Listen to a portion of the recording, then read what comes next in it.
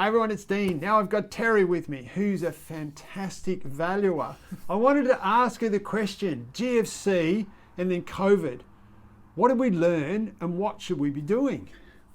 Nice, easy question. Yeah, very easy.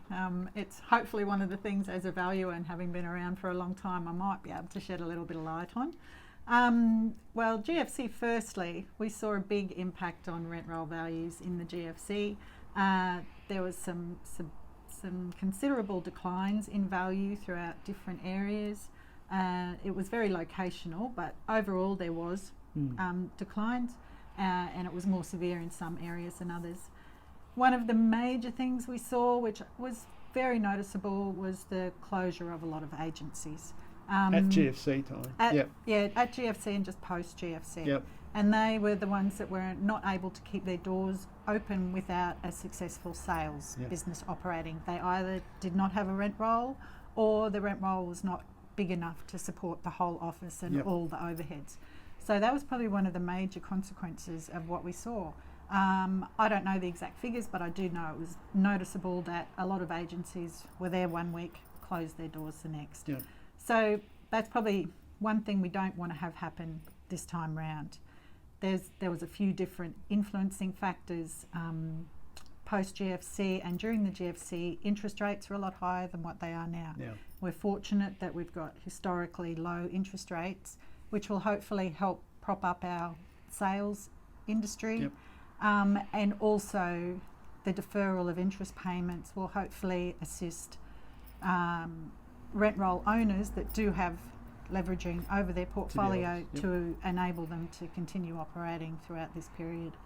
And we've also, I guess, one of the major unknowns though at this point in time is we're living in a bit of a bubble. Government stimulus bubble, which is keeping a lot of operators going and going quite successfully. Yep. And you know, none of us have got a crystal ball to be able to look through that and see what's going to happen when that starts to be pulled back.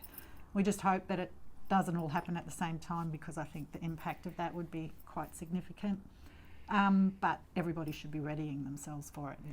I did find though that a number of agencies that as soon as this hit, that they really downed their costs. Absolutely. And they really looked at that, and I think that whether they were involved from GFC times and this sort of refreshed them, I think that happened really quite quickly. And they also embraced the technology side to try to become a bit more efficient. Yes, well, this time round the technology side has had to be embraced, whether you wanted to or not, I think, because working remotely, you've had to go cloud-based to be able to operate efficiently. It's very hard to work remotely through a server. It's just cost-wise and efficiency-wise is not as good. So the new procedures in place, social distancing, has really forced operators, I think, to look at technology and look at how that can assist and how that can help reduce their operating costs, because as a consequence of social distancing, as a consequence of procedures being put in place for even showing tenants through a property, not being able to have everyone there at once, it's more time, more cost.